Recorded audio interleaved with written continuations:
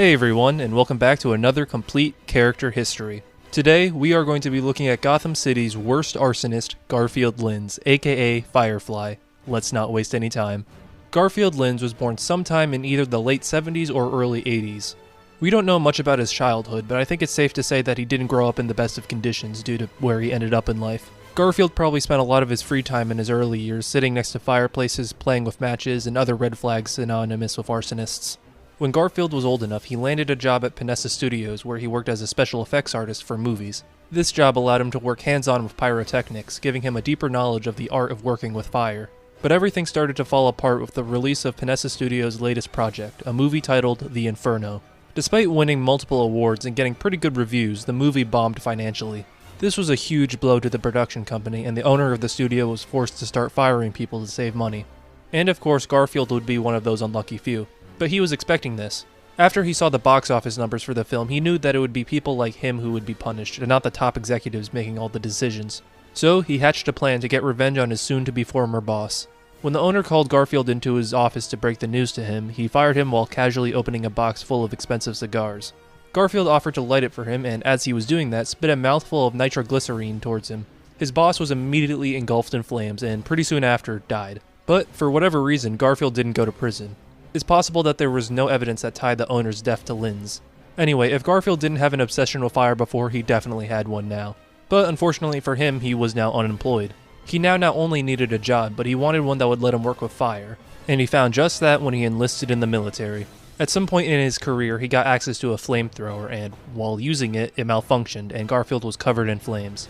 Because of this, he was discharged, but now he was in full-on pyromaniac mode. As soon as he got back to Gotham, he got himself a new flamethrower, along with a military-grade jetpack and a flight suit. It's not completely clear as to how he got this stuff, but I'm betting he got it from the Penguin. And this is when he started to call himself by his new name, Firefly. Anyway, from here until 2001, he built up a pretty lengthy rap sheet which included 178 counts of arson, 4 counts of first-degree murder, and 10 counts of robbery. As far as we know, he was never caught by the police for any of this, and that's probably due to how difficult he is to catch with his jetpack.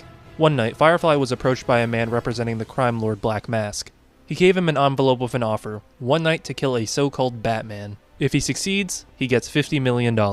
Firefly had heard rumors of a bat creature attacking criminals, but he wasn't sure if he was even real. But still, this seemed like easy money to him. Money like that could be used for more equipment, fuel, and other acts of arson. So he accepted the offer and started to create a plan that would not only kill this mysterious Batman, but allow him to pull off his biggest act of arson yet.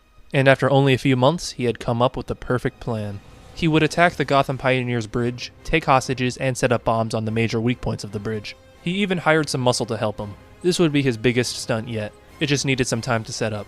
On the night of Christmas Eve, Firefly received an invitation to the Royal Hotel from Black Mask himself. Apparently, it was mandatory that all the assassins be there. When he got there, it was revealed to him that the man who hired him was not Black Mask, but a new villain calling himself the Joker. This didn't really matter, as while this was happening, Firefly's men were at the Gotham Pioneers Bridge setting up the bombs. Firefly was almost ready to make his grand attack. As soon as the meeting was adjourned, he flew right over to the bridge to oversee the preparations. Finally, everything was set. The bombs were ready and the hostages were trapped within the bridge. He made the oncoming GCPD officers aware that if anyone stepped foot on this bridge, he would detonate the bombs. A few minutes later, he spotted a jet that he knew belonged to Batman. Now that he was here, he ordered his men to start the timers on the bombs. This way, even if he failed at killing the Bat, the bombs would still go off without him having to manually detonate them. Linz started to chase the Batwing around for the next 30 minutes before realizing that Batman wasn't even inside the thing. When he flew back to the bridge, he saw Batman attacking his men. Firefly attempted to take him out here, but it didn't work, and Batman was able to knock them all out. Batman then told Firefly that the Joker was now behind bars and he wouldn't get any prize money from killing him. But Garfield didn't care. Yeah, it sucked that he wouldn't be getting those $50 million, but the pyromaniac inside him just couldn't let an opportunity like this go. After this, Batman backclawed himself onto Garfield, and after a batarang to the hand, he dropped the detonator to the bombs. He then started to attack Batman straight on, using a combination of his flamethrower and some incendiary grenades. This didn't work though, as Batman was able to counter him with batarangs and glue grenades. But then Garfield spotted the detonator on the ground and quickly picked it up before Batman could get to it. The fight had gone on long enough. It was time to end it. And, much to Batman's dismay, he pushed the button. But nothing happened. For some reason, all of his bombs were deactivated. This enraged Firefly, and he proceeded to rush the Dark Knight. And, after a short fight, Batman grappled himself towards him and destroyed his jetpack, causing him to crash on top of the bridge. Batman then punched him a few times, knocking him out before stringing him up for the cops to find. Garfield was then sent straight to Blackgate Penitentiary, probably to serve a life sentence. Garfield was eventually transferred to a newly opened Arkham Asylum where, for the next few years, he received treatment from a Dr. Penelope Young. According to Dr. Young herself, Linz was too far gone in his pyromania and needed some more experimental treatments. But those treatments would never come, as he would somehow find a way to break out of the asylum. Knowing how much of a target he was to Batman and the GCPD, he laid very low for the next few years. And because of this, he missed the events of Arkham Asylum and Arkham City. Firefly was eventually found by a man named Raymond Underhill. But instead of turning him in, he gave him a list of empty buildings that he can burn down. Why? Well, you see, Raymond was a fire chief in charge of Gotham City's Station 17. Because of the fallout of Arkham City, the city had to do some massive budget cuts, which meant that his station was going to be shut down. That meant that he and his men were all going to lose their jobs. Garfield could probably sympathize with him, as he was also once a man in fear of losing his job. Usually, Linz hates firefighters. In fact, he pretty much hates anything that could put out a fire.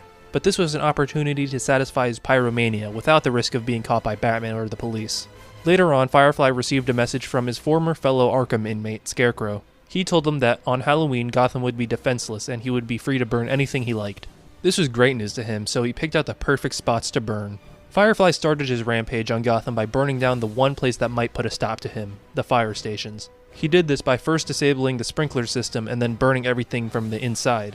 But he was then made aware that Station 17, along with Chief Underhill, were in Gotham with the intent to put out fires. This was seen as an act of betrayal to Linz, and he attacked their fire truck with all of them in it, leaving them to die to the rampaging criminals in the streets. He then flew back to the Bristol fire station to continue his work. As he was burning it down, the sprinkler system went back online and all of his fires were put out. As he flew outside to see what was happening, he saw Batman in his new Batmobile. A chase then ensued, concluding with Batman beating him up a bit before he managed to escape. This happened 2 more times at the Cauldron fire station and the Otisburg fire station, with the latter resulting in Batman commandeering his jetpack.